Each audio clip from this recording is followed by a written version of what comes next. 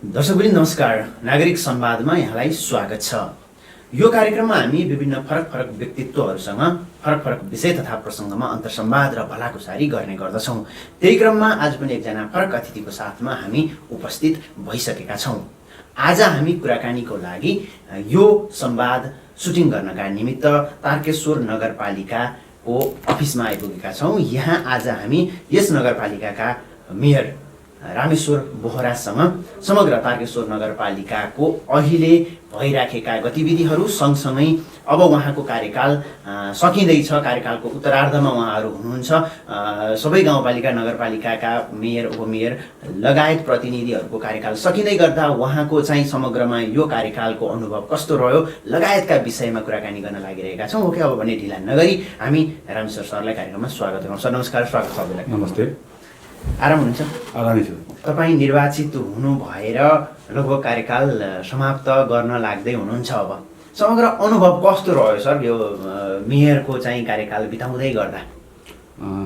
विशेष त तपाईँलाई धन्यवाद, तपाईँको मिडियालाई। हामी निर्वाचित भएर आउँदाखेरि हामीलाई 1.5 वर्ष बहुत गाह्रो भयो। के थियो भने हामीहरू नगरपालिकाको आफै बस्ने ठाउँहरू थिएन, अनि फाँटहरू थिएन, कर्मचारीहरू पर्याप्त थिएनन्, शाखाहरू विभाजन थिएन, प्राविधिकले टिप्पणी उठाउँथ्यो, जिन्सी राजस्व एकै ठाउँमा थियो र प्रशासन र जिन्सी लेखा फाँटहरू मात्रै सीमित थिए। अनि अर्को वडा कार्यालयहरू थिएनन्, वडा कार्यालयहरू संयुक्त रूपमा चाहिँ सञ्चालन भइरहेको थिए र पहिलो चरणमा हामीले वडा कार्यालयहरू र नगरपालिकाको केही पूर्वाधारहरू सुधार गरेर सानोतिनो बिल्डिङ बनाएर हामीले भौतिक संरचनाहरूमा एडजस्ट गर्न सक्ने खालको वातावरण बनायौँ। त्यसपछि कर्मचारी समायोजन भएर आउँदाखेरि कर्मचारीहरूलाई फाँटहरूको व्यवस्थापन गऱ्यौँ, केही आन्तरिक प्रक्रिया पुऱ्याएर कर्मचारीहरू राख्यौँ। त्यसरी अहिले फाँटको व्यवस्था गरेर 1.5 वर्ष हामीले आन्तरिक रूपमा बढी चाहिँ व्यवस्थापनमा लाग्न पर्यो।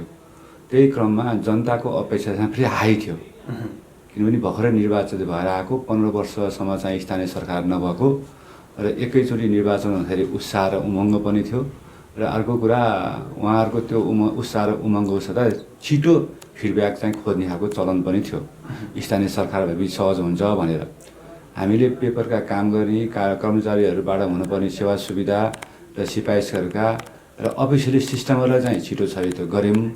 तर विकास निर्माणको कुराहरूमा गर्नलाई हामीसँग सीमित स्रोत साधन भएको कारणले र हामीले त्यसको बारेमा व्यापक रूपमा अध्ययन पनि गर्न बाँकी भएको कारणले र नगरपालिकाले केही कामहरू अगाडि बढाउन सुरुको स्टेजमा हामीलाई अलिकति गाह्रो भयो, स्रोत साधन पनि कमी भएको हुनाले। त्यसमा एउटा स्मरण गराउनु पर्ने कुरा के छ भने नेपाल सरकारको गणतन्त्र प्राप्त भइसकेपछि, लोकतान्त्रिक गणतन्त्र प्राप्त भइसकेपछि त्यसबाट चाहिँ स्थानीय सरकार र प्रदेश सरकार र सङ्घ सरकारको परिकल्पना भइसकेपछि नगरपालिका बनाउनको लागि नेपाल सरकारले 2टा मापदण्ड बनायो। एउटा मापदण्ड भूगोललाई आधार मान्ने, दोस्रो मापदण्ड जनसङ्ख्यालाई आधार मान्ने। त्यो हिसाबले गाउँपालिका र नगरपालिका व्यवस्थापन गर्यो र नगरपालिका उपत्यकाभित्र हुँदाखेरि पनि हामी नगरपालिकाहरू पूर्वाधार विकास भएर नगरपालिका भएका थिएनौँ कि जनसङ्ख्याको आधार र भूगोलको आधारले मात्रै बनेको थियौँ।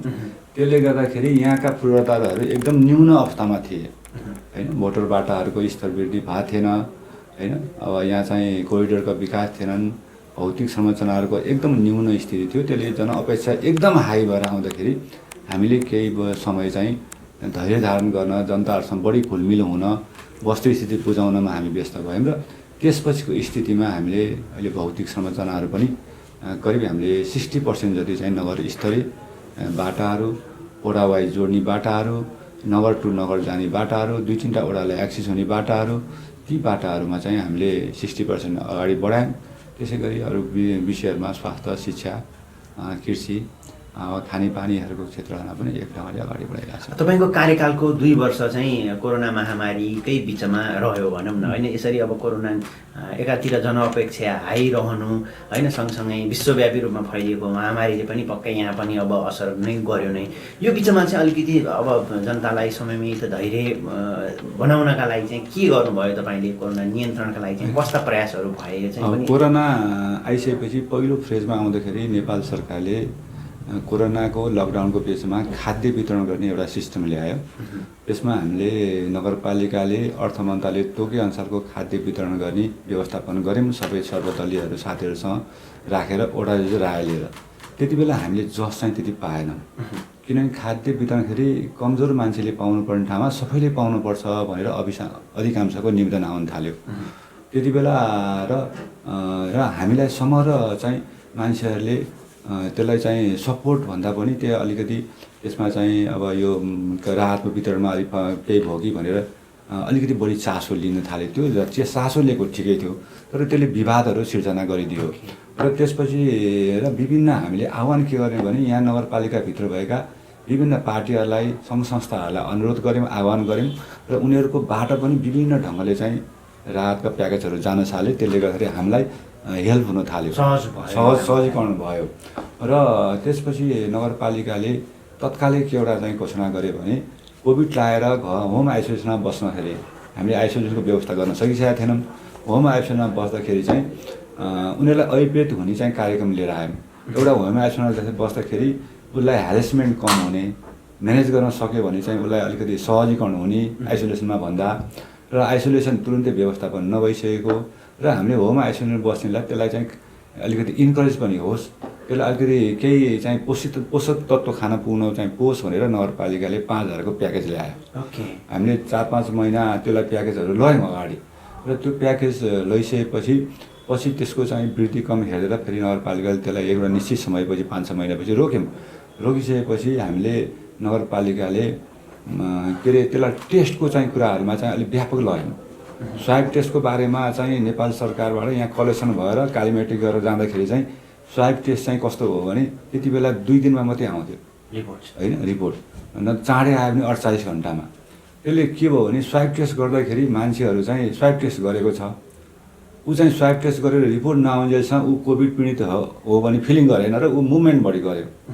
अनि हामीले त्यसको बारेमा स्वास्थ्य मन्त्रालय अहिले सम्बन्धित निकायहरूसँग समन्वय गरेर छलफल गरेर हामीले त्यसलाई चाहिँ किटको टेस्ट गर्ने चाहिँ त्यो टेस्ट चाहिँ जो चाहिँ आधी घन्टामा रिपोर्ट आउने त्यो चाहिँ 100% त्यसले रिपोर्ट त फ्याक्ट आउँथेन।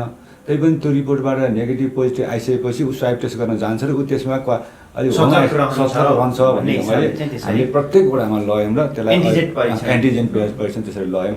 अनि त्यसपछि हामीले लगत्तै नगरपालिकाले अब यो अक्सिजनको समस्या थियो, विविध कुराहरू थियो, विभिन्न संस्थालाई आह्वान गऱ्यौँ र हाम्रो नगरपालिकाको स्रोत साधनले हामीले नगर टोखा के अरे साङ्लामा भएको आइसोलेसन सेन्टरहरू निर्माण गऱ्यौँ। 25 बेडको 50 बेडसम्म तयारी गर्नलाई पूर्वाधार तयारी गऱ्यौँ। त्यसरी हामीले त्यसलाई अगाडि बढायौँ र हामी नगरपालिकामा हाम्रो कुनै दिन पनि बन्द गरेनौँ, सेवा कुनै दिन बन्द गरेनौँ र नगरपालिकाको सबै शाखाले लेखा शाखालाई लायो, प्रशासन शाखालाई लायो, योजना शाखालाई लायो, सबै शाखामा लायो। तर पनि हामीले तिनीहरूलाई त्यो व्यक्ति बाहेक अरूलाई चाहिँ काम कसरी लिने भनेर हामीले नियत गरेका छ। र म नियमित कुनै दिन नगरपालिका कोभिड भए छुट्याएको छैन, अहिलेपछि बरु छुट्यो होला, त्यो बेला छुट्याएको छैन। र त्यति बेला हामीले आर्थिक रूपमा चाहिँ हाम्रो उता कोभिड क्षेत्रपट्टि व्ययभार अलिकति बढ्यो स्वास्थ्य क्षेत्र, तैपनि हामीसँग भएका पुँजीहरूलाई उत्तम ढङ्गले हामीले विकास निर्माणमा चाहिँ कोभिडभरि बढी प्रयोग गऱ्यौँ है। र सम्बन्धित निकायहरूसँग समन्वय गर्दै व्यवसाय साथीहरूलाई पनि सहमतिमा राखेर काम गराउने वातावरण बनाउँदै माल मेट्रिक्स ल्याउनको लागि पनि अलिकति सहजीकरण गरिदिने र त्यो वातावरण बनाएर हामीले अधिकतम चाहिँ विकास निर्माणको काम गऱ्यौँ। र हामी कहाँ भएको विकास निर्माणमा 50-50 उपभोक्ता र टेन्डर मार्फत हुने कामहरूलाई त्यसलाई चाहिँ हामीले स्थानीय तहबाट पाउने मेट्रिक्सहरूलाई चाहिँ अभिप्रेत गरेर र त्यस्ता कामहरू अगाडि बढ्यौँ। र तारकेश्वर नगरपालिकामा कोभिड एउटा दुःखदायक घटना हो, एउटा पीडादायक घटना हो र त्यसले राज्य र संसारभरि यसले चाहिँ पीडा दियो। तैपनि नगरपालिकाभित्र पीडा हुँदाहुँदै पनि हामीले त्यसलाई एक ढङ्गले चाहिँ विकासका पूर्वाधार बनाउने कुरामा र आन्तरिक व्यवस्थापन गर्ने कुरामा, आन्तरिक प्रशासनिक कुराहरूमा अध्ययन अध्यापन गरेर छलफल गर्ने कुरामा हामी बढी व्यस्त भयौँ। अब तपाईँ चुनावी मैदानमा जाँदै गर्दा म यो काम गर्छु, यस्तो चाहिँ मेरो मिसन भिजन यो हो भनेर पक्कै चाहिँ घोषणापत्र उद्देश्य लिएर जानुभएको थियो होइन जनतामा। कार्यकाल उत्तरार्धमा आउँदै गर्दा अब चाहिँ तपाईँले ती जति पनि बाचा गर्नुभएको, जति पनि घोषणापत्रमा लिएर जानुभएका कामहरू कुराहरूमा चाहिँ कति चाहिँ तपाईँलाई सक्सेस भएँ जस्तो लाग्छ, कति प्रतिशतसम्म चाहिँ मैले पुरा गरेँ भन्ने चाहिँ लाग्छ? अब घोषणापत्रहरू चाहिँ कस्तो थियो भने एउटा केन्द्रीय घोषणापत्र थियो, त्यसलाई चाहिँ स्थानीय तहसम्म चाहिँ रूपान्तर गरेर घोषणापत्र बनाएको थियो। त्यसमा हामीले मुख्यतया त एक नम्बरमा हामीले बाटोकै राखेका थियौँ। बाटोमा अहिले भने नि मैले 60% हाराहारीमा हामीले बाटोको स्तर वृद्धि गरेका छौँ।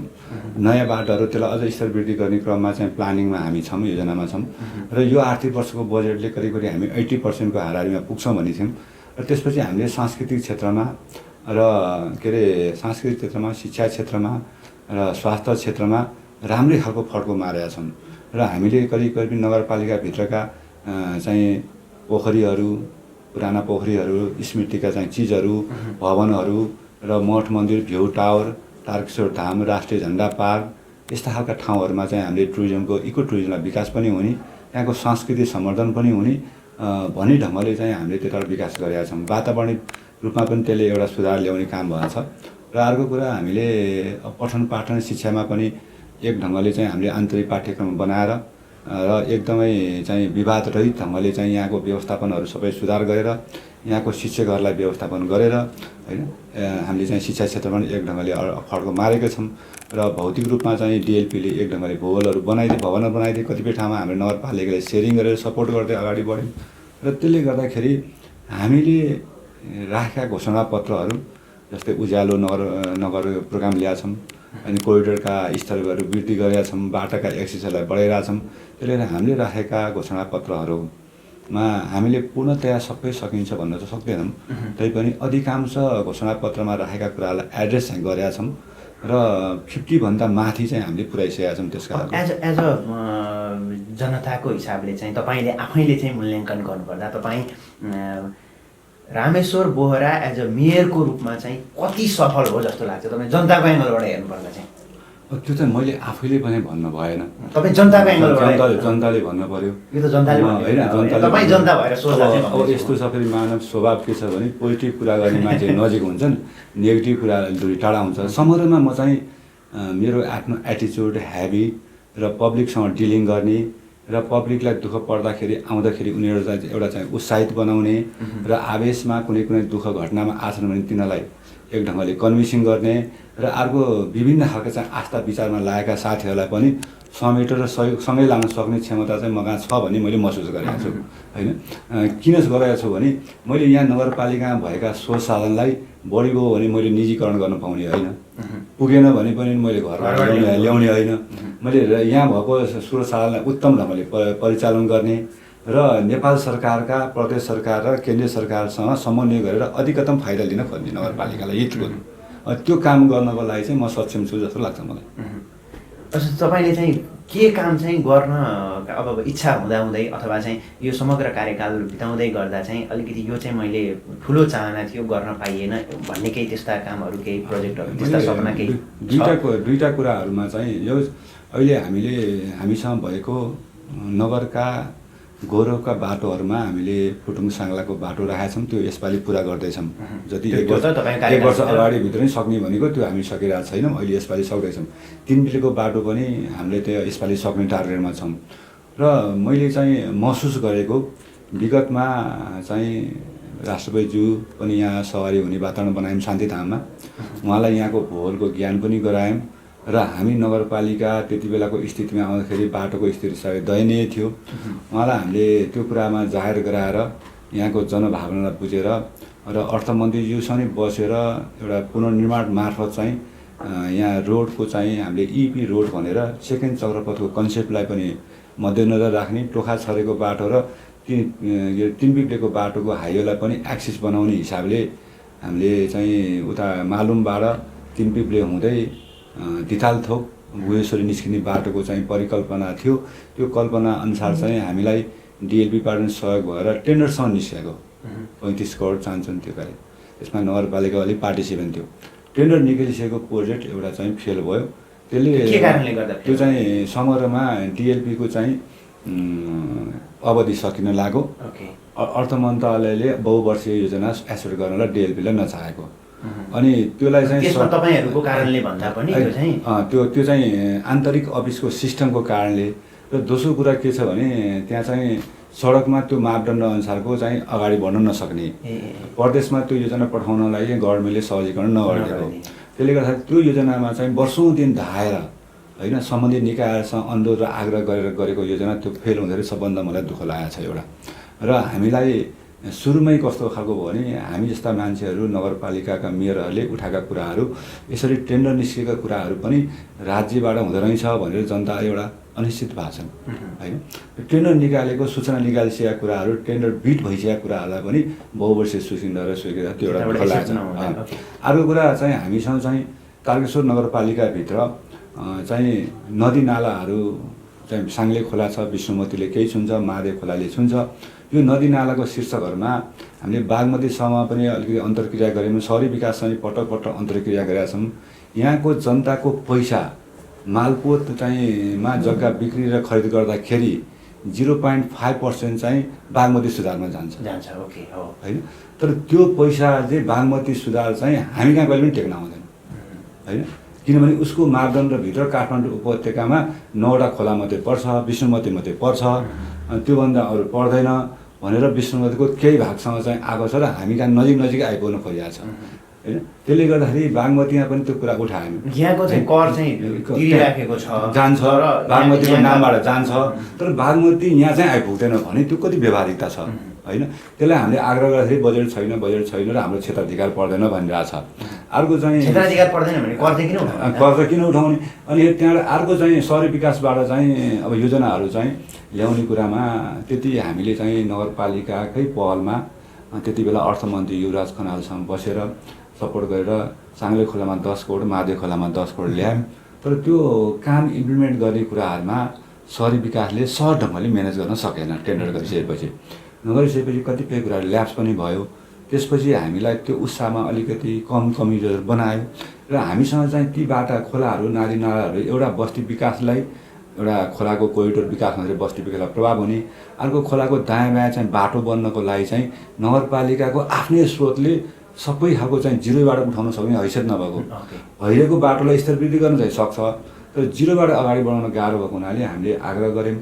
त्यसमा अलिकति दुःख चाहिँ लाग्यो, त्यही पनि केही चाहिँ विकास भएको छ। अब पछिको दिनमा विकास गर्नको लागि चाहिँ फेरि अनुरोध गरेर हामीले चाहिँ समन्वय गर्दैछौँ। यसरी तपाईले अघि उठाउनु भएको एउटा महत्त्वपूर्ण कुरा जस्तो हुन त यो संघीयता अनि स्थानीय सरकार र केन्द्र सरकारको यो तीनटा सरकारको पहिलो प्र्याक्टिस भएको हिसाबले पनि कसले के गर्ने भनेर यो एक हिसाबले आफैमा कन्फ्युजन हुँदा पनि यो खालको समस्या आएको पनि हुनसक्छ होइन। अब भोलिका दिनमा चाहिँ यो कुरातर्फ अलिकति सम्बन्धित निकायहरू सचेत हुनुपर्ने हो कि भन्ने पनि प्रश्न त्यो खालको पनि विचार उठ्दै गर्दाको अवस्थामा जस्तो सङ्घ प्रदेश र स्थानीय सरकारको चाहिँ यो तालमेल नमिल्दा पनि कामहरूमा अलिकति प्रब्लम हुने रहेछ नि त है। यो विषयमा चाहिँ के भन्न चाहन्छ? यसमा चाहिँ के छ भने कतिपय चाहिँ अब सङ्घीय सरकारहरूसँग समन्वय गर्दाखेरि सङ्घबाट हामी सिधै हेर्दैनौँ, गौरवका योजना मात्रै हेर्छौँ भनेर एउटा भ्याकुम क्रिएट गर्न खोज्ने। अब प्रदेश स्थापित भएर आफ्नो प्लानिङ बनाइसकेको छैन र कुन रुटमा हेर्ने भन्दाखेरि त्यहाँको चाहिँ नेतृत्वले जुन रुट बेटर लाग्यो, मन्त्रीलाई जुन रुट बेटर लाग्यो त्यही जाने हो। त्यही त नि, अब स्थानीयले यो सङ्घले गर्ने, यो प्रदेशले गर्ने, यो केन्द्रले गर्ने भनेर त जान्दैन नि, काम चाहिएको हो नि त। काम चाहियो, त्यो अध्ययनको पाठहरू नबनिसकेको कारणले स्थानीय तह पनि सुरुमा चाहिँ अल्मलेको पनि थियो आफैमा, किनभने स्थानीय तह बनिसकेपछि अहिले पनि मान्छेलाई बुझाउन बाँकी छ। तपाईँको मिडिया मार्फत पनि भन्नुपर्छ के छ भने स्थानीय निकायको कन्सेप्ट चलिरहेछ नि हिजो। अब स्थानीय तह बनिसकेपछि त्यसमा चाहिँ सरकारी स्तरले चाहिँ कसरी जाने भनेर सिस्टमै म्यानेज गर्न सकिसकेको अझै छैन। एक कार्यकाल पुरा गर्नै लाग्दासम्म पनि त्यो गर्नको लागि चाहिँ एउटा जनतामा बुझाइ छैन, अर्को कर्मचारीमा त्यो खालको व्यापक बुझाइ छैन, अर्को चाहिँ जनप्रतिनिधिमा त्यो व्यापक बुझाइ छैन।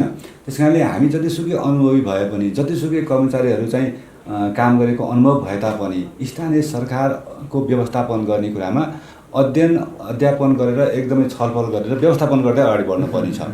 त्यो गाइडलाइन चाहिँ एउटा दुईवटा गोष्ठीहरूमा सामान्यतया भए, त्यसले गर्दाखेरि त्यो खालको चाहिँ रङ मङ्गेर कमसेकम 1-1.5 वर्ष त स्थानीय तह रङमा देखाएको छु। हामी त अलिकति काठमाडौँ नजिक भएका कति सूचना समेटेका कति खालका चाहिँ चिजहरू पाउने भएको हुनाले र हिजो सहज भयो। अनि हिजो बनिसकेका नगरपालिकाहरूलाई त्यो समस्या छैन। फेरि हिजो बनिसकेका नगरपालिकालाई त्यो एउटा स्पिडमा गइसकेको छ र नयाँ बनेका गाउँपालिका नगरपालिकाहरूलाई त्यो एउटा भ्याकुम क्रिएट भयो र स्थानीय तहले फेरि कतिपय कार्यान्वयन गर्ने सवालमा प्रदेशले बनाउनु पर्ने कानुन 100 वटा जति छ होला, अहिलेसम्म 20-30 वटा कतिवटा बनिएको छ।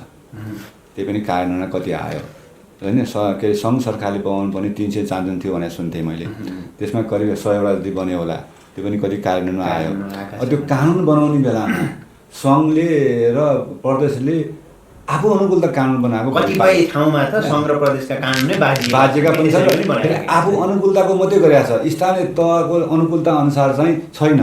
भोलि हामीले चाहिँ स्थानीय तहको अनुकूलता अनुसार बनाएमा सङ्घ र प्रदेशसँग बाजेमा स्वत निस्कियो भन्ने भनेको छ।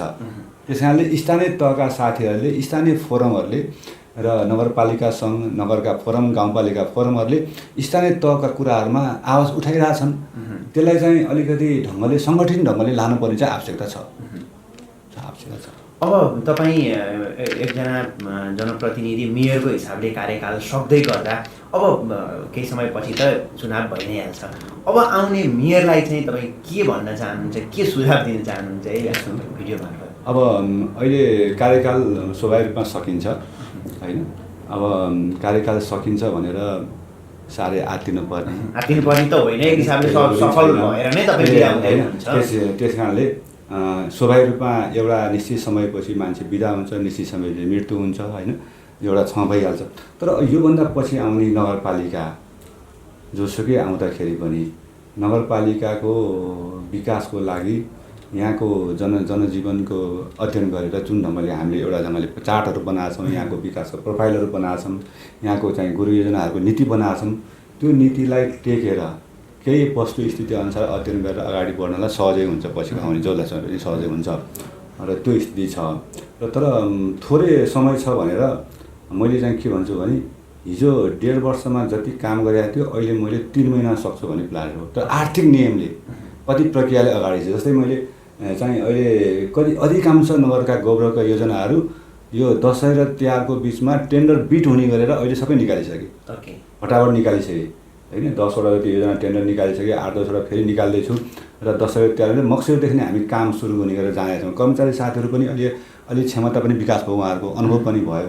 त्यहाँले एकदम सहजीकरण ढङ्गले अगाडि बढ्नलाई गाह्रो छैन र नगरपालिका जो आउँदाखेरि पनि बेटर हुन्छ भने मैले त्यही भनेको तपाईँले चाहिँ एक हिसाबले अब सुरुवाती चरणमा सङ्घीयता पछिको पहिलो मेयरको हिसाबले काम गर्दै गर्दा देख्नुभएका समस्याहरू चाहिँ यो कुरामा चाहिँ सचेत बनिदिनुहोस्, यो कुराहरू चाहिँ अप्ठ्यारो छ भन्ने चाहिँ तपाईँले फिल गर्नुभएको कुरा चाहिँ मैले खोजेको कुरा चाहिँ त्यो थियो। त्यस्तो कुराहरूमा यस्तो एउटा कुरा के छ भने अब एउटा बाटो त तपाईँले बनाइदिनु भएको छ, त्यसलाई पिच गर्ने, त्यसलाई चाहिँ विस्तार गर्ने काम त आउने मान्छेको हो नि त। अब यस्तो हो, त्यसलाई चाहिँ कस्तो छ भने एउटा हामीले जति पूर्वाधारहरू बनाएको छौँ त्यो पूर्वाधारलाई पुरा गर्नलाई, कन्टिन्यू गर्नलाई एउटा आग्रह गर्छौँ। अर्को कुरा के छ भने हामीले बजेट अहिले भन्दाखेरि सचेत हुनुपर्ने चाहिँ के छ, डुप्लिकेसन नभइकन बजेट बनोस्, दोहोरो चाहिँ डुप्लिकेसन भएर काम नहोस् होइन।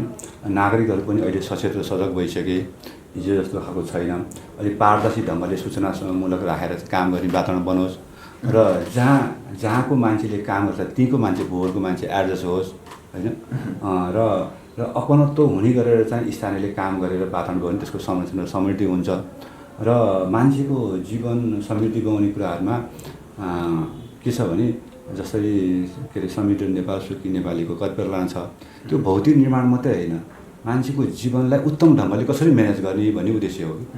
मान्छेले दिगो विकास भनेपछि खालि भौतिक संरचनाको मात्रै जोडेर भन्छन्, जनता सेटिस्फाई हुनु पर्यो आफ्नो जीवनदेखि नै। आफ्नो जीवनलाई चाहिँ कसरी उत्तम ढङ्गले म्यानेज गर्ने होइन, स्वास्थ्य, शिक्षा, विभिन्न खालका रोजगारीका कुराहरू, जीवनशैली विकास गर्नेका कुराहरू होइन, कति कन्सियसनेस गर्ने कुराहरू, त्यो चाहिँ त्यो विकास परिकल्पनालाई चाहिँ एवारनेस हुने गरेर मान्छेले काम गरेर जोडेर।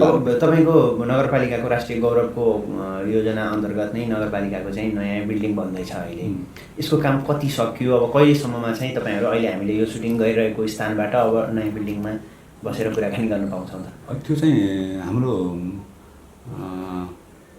32 महिना जस्तो लाग्छ मलाई, 2 वर्ष 32 महिनाको चाहिँ हामीले समय दिएका छौँ अहिले कोभिडको कारणले गर्दाखेरि करिब 1 वर्ष बित्न लागिसक्यो होला, 1 वर्ष अलिक पुगेको छैन। तर उहाँ ठेकदार चाहिँ काम गर्ने शैलीहरू ठिकै छ। अरू अब ठेकदारहरू सबै चाहिँ नेगेटिभै हुन्छ भन्ने पक्षमा छैन। कोभिडको बेलामा पनि उहाँले सामहरू ल्याएर लेबरहरू दिइराखेर होइन फाउन्डेसनको पाइलहरूको काम गरेर अगाडि बढाउनु अहिले हामीले दोस्रो ढाल्न सकिसक्यौँ। उहाँले करिब हाम्रो अवधिभित्रमा त्यसको स्ट्रक्चरहरू सबै सकिदिनुहुन्छ। अब हामी आज भोलि नै हामी उहाँहरूसँग बसेर त्यसको चाहिँ डेमो बारेमा छलफल गरेका छौँ। भित्री इन्डोर स्ट्रक्चरको बारेमा हिजो बनाइरहेको स्ट्रक्चर र अहिले आवश्यकता अनुसारको कति खालको ऊ छ भनेर हामी छलफल गरेका छौँ आजभोलि नै। र त्यसले गर्दाखेरि त्यहाँ चाहिँ 2 वर्षमा पुरा हुन्छ। अब जस्तो स्वास्थ्यकै हिसाबले पनि कोभिडको बेलामा अलिकति सबैतिर हस्पिटलहरू बन्ने लगायतका कुराहरू सबैतिर भए नै थियो, त्यतिखेरको आवश्यकता पनि थियो। सँगसँगै अब स्वास्थ्यकै हिसाबले पनि साङ्लामा हस्पिटलको कामदेखि प्रसुति गृहका कुराहरू पनि यहाँ तपाईँले त्यतातिर पनि कामहरू गरिरहनु भएको छ। यिनीहरू यतातिर चाहिँ स्वास्थ्यको दृष्टिकोणले चाहिँ नागरिकलाई सहजीकरण हुने गरी नागरिकको जीवनलाई नागरिकको चाहिँ स्वास्थ्यप्रति सचेत रहँदै तपाईँले चाहिँ के कामहरू गरिरहनु भएको छ? एउटा सर्वप्रथम त हामीले नगरपालिकाले 11 वडा छ, शहरी विकास र स्वास्थ्य मन्त्रालयको चौकीहरू चाहिँ हामीले बाह्र राखेका छौँ। प्रत्येक वडामा चाहिँ स्वास्थ्य उपचौकीहरू छन्। त्यसमा हामीले नगरपालिकाको आन्तरिक स्रोत व्यवस्थापन गरेर प्रत्येक वडामा के अरे ल्याब टेक्निसियन सहितको ल्याबहरू राखेका छौँ होइन। त्यसले अनि अर्को कुरा के आएको छ भने नगरपालिकाले केही स्रोत साधन व्यवस्थापन गरेर केही ओखतीहरू लेडिजहरूसँग सरकार भएको आइरन चक्कीहरू विज्ञान केसहरूकोबाट सरकार भएका लगायत त्यहाँका चाहिँ अलिक उत्पीडित वर्गहरूलाई चाहिँ नियमित खानुपर्ने दबाईहरू पनि केही फ्रीमा व्यवस्था गरेका छौँ। एउटा त्यसरी गएका छौँ र हामीले प्रत्येक वडामा स्वास्थ्य सम्बन्धी एवारनेस कार्यक्रम लगाएका छौँ। र अर्को चाहिँ नगरपालिकाले स्वास्थ्य क्षेत्रमा नेपाल सरकारसँग रिलेटेड राख्नुपर्ने चाहिँ हामीसँग सबभन्दा दूरीको हस्पिटल भनेको वीर हस्पिटल, टिचिङ हस्पिटल। अब प्राइभेट हस्पिटल पनि छैन, यहाँ पोलिक्लिनिकहरू सामान्यतया छन्। त्यसले गर्दाखेरि हामीसँग भएको पिएससी हस्पिटल साङ्लामा बर्थिङ सेन्टर पनि चलाएको थियौँ र त्यहाँ बर्थिङ सेन्टर पनि त्यहाँ चाहिँ स्थानीय मान्छेहरू साङ्लाको र नुवाकोटको केही भागहरू माथिल्लो बेलका भागहरू आएर त्यहाँ चाहिँ बर्थिङ सेन्टर चल्छ। र त्यो सँगसँगै त्यहाँ चाहिँ हामीले अहिले चाहिँ एक्सरे मेसिनहरू राखेर अनि भिडियो एक्सरेहरू गर्ने खालको सिस्टमहरू बनाएर अहिले हामीले चाहिँ प्रस्तुति गृहसँग चाहिँ 1 वर्ष अगाडिदेखि नै प्रेग्नेन्ट केस भएको दिदीबहिनीहरूलाई चेकअप गर्नुको लागि प्रस्तुति गृहबाट एउटा डाक्टर टोली नै हामी यहाँ ल्याउँछौँ महिनाको 2 फेर।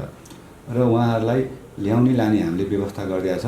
उहाँहरू आएर चाहिँ यहाँ चाहिँ वडा नम्बर 8मा चाहिँ हामीले सम्झौता गरेर चाहिँ नियमित रूपमा महिनाको 2 फेर चेकअप गर्ने व्यवस्था गरेका छौँ।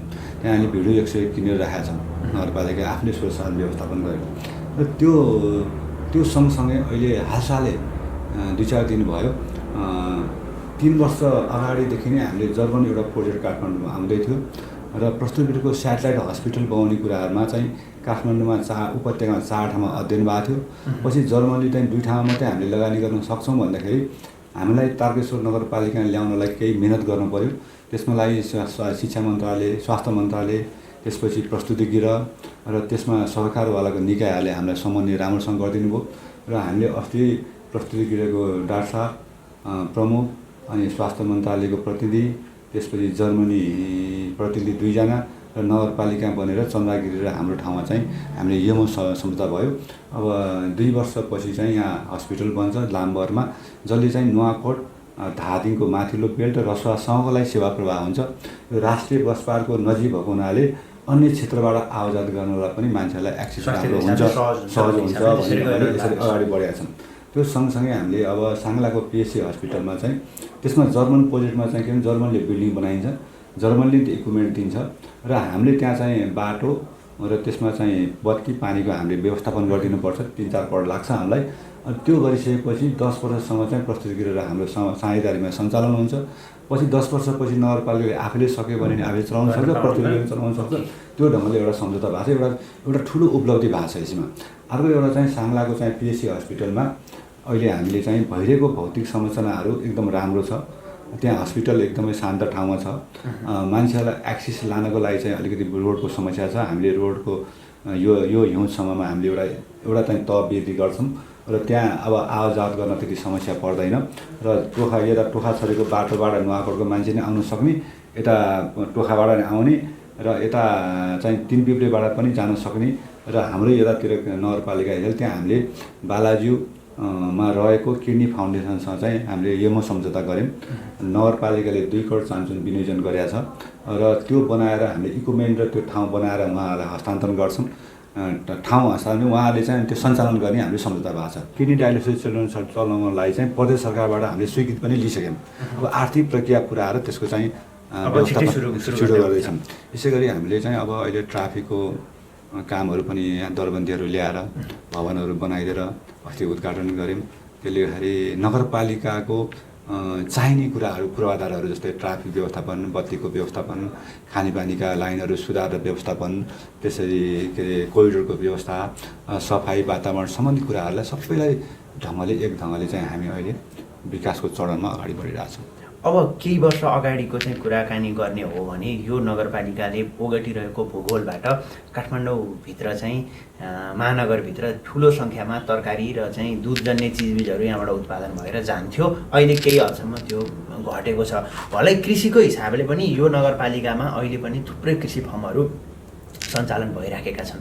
तपाईँले चाहिँ जस्तो विगत केही वर्ष अगाडि 1 दशक 10-15 वर्ष अगाडि जुन हिसाबमा हुन्थ्यो त्यो हिसाबमा अलिकति कमी आए तापनि व्यावसायिक हिसाबले चाहिँ कृषि गर्नेहरूका लागि चाहिँ कस्ता खालका योजनाहरू बनाउनु भएको थियो, के गर्नुभयो? हाम्रो अब कृषि शाखा छ, कृषि समिति छ। त्यो समिति मार्फत चाहिँ हामीले धेरै कुरा छलफल अध्ययन गरेर नियमित नेपाल सरकारले तोकेका कार्यक्रमहरूलाई नियमित माथिल्लो निकायबाट तोकेका स्वस्थ योजनालाई कार्यान्वयन गर्ने कुरा एउटा हो। नगरपालिकाले आफैले पैसा विनियोजन गरेर हामीले सबै के अरे विषयका शाखालाई नै नगरपालिकाले पैसा विनियोजन गरेका छन्। त्यो चाहिँ नगरपालिकाको यहाँको चाहिँ कृषकहरूको चाहिँ छलफल गरेर कृषकहरूको चाहिँ के अरे बिचमा चाहिँ उहाँहरूको रायहरू सुनेर नगरपालिकाले नियमित योजना बनाउने गरेका छ। यहाँ चाहिँ अब हामीले सिजनल चाहिँ तरकारीको बिउ वितरण गर्ने हैन, अब के अरे सिजनल फलफुलको बोट बिरुवा वितरण गर्ने, अनि के अरे सिजनल रूपमा चाहिँ त्यो खेती गर्ने मान्छेहरूको अनुगमन र अध्ययन गरेर त्यसलाई सल्लाह सुझाव दिने र हामीले त्यसरी अगाडि बढ्ने कामहरू गरिरहेछौँ। त्यो सँगसँगै चाहिँ अहिले कृषिका चाहिँ क्षेत्रमा चाहिँ हामीले इको टुरिज्मलाई विकास गर्दाखेरि कृषिसँग रिलेटेड के छ भनेर अध्ययन पनि गऱ्यौँ। तर त्यसको प्रोफाइल रूपमा चाहिँ कम्पाइल गरेर आइसकेको छैन, हामी बिचमा छौँ। तर अधिकांश ठाउँहरूमा चाहिँ हाम्रो चाहिँ यो उत्तरी बेल्टमा चाहिँ जुन हाइट छ, 5 माने छ, भ्यू टावर छ, तारकेश्वर धाम छ, त्यसको आसपास शान्ति धाम छ, त्यस्तै राष्ट्रिय झन्डा पार्क छ, यस्ता ठाउँहरूमा चाहिँ अधिकांश जग्गाहरू बिक्री वितरण भइसक्यो। बाहिरको मान्छेले किनेर बसेको र तलका खेतीयोग्य जमिनहरू चाहिँ जहाँ खेतीको लागि उपयुक्त छ त्यसलाई चाहिँ तरकारी टनलहरूमा विकास गरेर आएको छ। त्यो खेती गर्ने मान्छेहरूलाई चाहिँ हामीले धेरै गोष्ठीहरू चलाउने, त्यहाँ चाहिँ हाम्रा कृषिका शाखाहरू गएर अध्ययन गर्ने र केही अनुदानको व्यवस्थापन गरिदिने। जस्तै हामीले बिउ बिजन वितरणखेरि अनुदानको व्यवस्था छ, यो ट्र्याक्टरहरू वितरण गर्ने हैन, लगायतका सिजनल कामहरू चाहिँ समन्वय गरेका छौँ। त्यो चाहिँ अलि यो चाहिँ हाम्रो कृषिमा चाहिँ कस्तो छ भने अलि ठुलो पकड एरिया गरेर गर्न सक्ने भूगोल पनि छैन र यो सांस्कृतिक रूपमा जीवनशैलीलाई विकास के अरे संरक्षण र सम्वर्धन गरेर बाँकी रहेको समयमा कृषिमा आश्रित भएर जानेछ नि, त्यो खालको विकास चाहिँ अब जस्तो व्यावसायिक रूपमा पनि गर्ने यो साथीहरू पनि विकासले गर्दाखेरि ठुलो आएको छैन। अहिले चाहिँ टनल खेतीहरू गरेर अलि रेन्टमा लिएर हुन्छ कि आफैले गरेर हुन्छ। त्यो चाहिँ अहिले अब हाम्रो सबभन्दा नजिकको तरकारी बजार भनेको यहाँ चाहिँ माछापौरी तरकारी बजार, त्यहाँ चाहिँ तरकारीको बेलामा चाहिँ बहुत जाम हुँदो रहेछ बिहान र बेलुका। म हिजो बेलुका परेँ पनि होइन, त्यसले गर्दा त्यो तरकारीको मार्केट चाहिँ नजिक छ। त्यसले तरकारी खेती गर्नेहरूलाई अभिप्रेत गर्ने कामहरू नगरपालिकाले गरिरहेको छ। तर अब किसान पशुको काम गर्ने भनेपछि अर्को जग्गा काम गर्ने भन्दा अलिक तल पर्दो रहेछ। यो चाहिँ अब यो संस्कार संस्कृति विकास भयो। अब जस्तो रोजगारी को हिसाबले चाहिँ जस्तै अब यहाँ चाहिँ तपाईँ एज अ मेयरको रूपमा निर्वाचित भएर आइसके पछाडि चाहिँ यो नगरपालिकामा चाहिँ स्वरोजगार र चाहिँ रोजगारी प्रदान गर्ने खालका चाहिँ त्यस्ता के कामहरू भएर अब यहाँ पनि त एक हिसाबले बेरोजगारीको सङ्ख्या पनि बढिराखेको छ, बाहिरबाट आएर यहाँ बस्नेहरूको पनि सङ्ख्या ठुलो सङ्ख्यामा भइराखेको छ। यो रोजगारी सिर्जनाको हिसाबले चाहिँ नगरपालिकाको सासु चिन्ता कतातिर हो? एकदमै छ। एउटा हामीले हिजो नगरपालिका बन्नुभन्दा अगाडि नगरपालिकामा प्रत्येक ठाउँमा तालिमहरू सञ्चालन हुन्थ्यो। ती तालिमहरू चाहिँ महिला सिलाइ तालिम, ब्युटिसियन तालिम विविध हुन्थ्यो। त्यो तालिमको बारेमा हामीले गहन छलफल गऱ्यौँ। तालिममा सहभागी हुने, तालिम राम्रो हुने, तर मान्छे रोजगारीमूलक जान सकेनन्, विकास हुन सकेनन्। त्यसपछि हामीले महिला बालबालिकाका शाखाको मार्फत हामीले त्यस्ता खालका तालिमहरूलाई समन्वय गरेर अगाडि बढाउन थाल्यौँ। र त्यसमा हामीले अहिले चाहिँ माथिल्लो बेल्टमा त्यो देवीथानमा केही दिदीबहिनीहरूलाई चाहिँ हामीले यहीँ जम्मा गरेर त्यो के अरे खाना बनाउने होइन, कसरी चाहिँ पसललाई चाहिँ व्यवस्थापन गर्ने, नयाँ नयाँ खानेकुराहरूको फुडको चाहिँ व्यवस्थापन गर्ने भनेर हामीले एउटा चाहिँ प्याकेज बनाएर उहाँहरूलाई सिकायौँ। उहाँहरू अहिले तपाईँहरू जान सक्नुहुन्छ, त्यहाँ चाहिँ त्यो समुदायले एउटा चाहिँ राम्रो रेस्टुरेन्ट चलाएर बसिरहेको छ। ओके, होइन, केही हामीले नगरपालिकाले सहयोग पनि गरेका छौँ। त्यस्ता कामहरू चाहिँ महिला बालबालिका शाखाले अपाङ्ग सम्बन्धी वृद्धहरूको चाहिँ मिलन चौतारी बनाउने, चाहिँ समुदाय बनाउने, बालहरूको चाहिँ सम्बन्धमा त्यो काम चाहिँ उनीहरूले गरेका छ। त्यसपछि सँगसँगै चाहिँ अहिले के छ भने नेपाल सरकारले म्याडपा भनेर एउटा चाहिँ यो चाहिँ उद्यमशील कसरी विकास गर्ने भनेर गत सालदेखि आयो। त्यसमा चाहिँ त्यहाँबाट आएको पैसाबाट उद्यम विकास गर्नको लागि त्यो सम्बन्धी क्षमता भएको 2टा कर्मचारी राख्यौँ हामीले र त्यो सम्बन्धी ज्ञान भएको र त्यो कर्मचारीहरूबाट अहिले उद्यमशील विकास कसरी गराउने भनेर हामीले पोहोर साल 3टा वडामा सक्यौँ। कोभिडको कारणले अलिकति समस्या पऱ्यो। अहिले हामीले 3टा वडामा गरेर प्याकेज बनाएर लाँदैछौँ। समरमा यही साल हामीले चाहिँ सबै वडा सक्ने भनेर टार्गेट गरेका छौँ र त्यसलाई 2टा प्याकेज बनाएर त्यो उद्यम विकास गर्ने कुराहरूमा चाहिँ अहिले नगरपालिकाले पनि पैसा छुट्याइएको छ। फेरि नेपाल सरकारबाट आउने प्राप्त गर्ने ठाउँमा नगरपालिकाले थपिएको छ। आवश्यक पऱ्यो भने त्यसलाई अझ अध्ययन र आवश्यकता भयो भने थपेर जान सकिन्छ भनेर हामीले छलफल गरिरहेका छौँ। त्यसले उद्यम विकासमा हामीले बेकरी सम्बन्धी, सिलाइ सम्बन्धी, ब्युटिसियन सम्बन्धी र यो चाहिँ मालाहरू विभिन्न बनाउने कुराहरूमा हामीले त्यो एउटा चाहिँ स्वरोजगारमूलक काम गरिरहेको छौँ। त्यो काममा हामीले अस्ति मात्रै त्यसको चाहिँ पहिलो चरणको हामीले बिट माऱ्यौँ। उनीहरूसँग के अरे एक्सिबिसन हेऱ्यौँ कति। अनिखेरि नेपाल सरकारले दिएको र नगरपालिकाले पनि त्यसलाई के गर्यो भने उद्यम विकास हुने चाहने मान्छेहरूलाई र त्यो स्रोतबाट चाहिँ हामीले आधा आधीमा होइन पहिला पूर्णतया हामीले सामान पनि हस्तान्तरण गरिदियौँ। यी सबै कुराहरू त्यो सँगसँगै अर्को चाहिँ हामीले यो चाहिँ सायद पहिलो नगरपालिका बन्ला हामीले तारकेश्वर नगरपालिकाभित्र दलितहरूको चाहिँ चुनावमा आकर्षित भए। विभिन्न खालको चाहिँ दलितको चाहिँ बोर्डमा चाहिँ ल्याउने प्रतिनिधि बनाउने खालको भए। तर दलितको बारेमा भाषण चर्चाहरू चाहिँ छुँदै गर्छन्।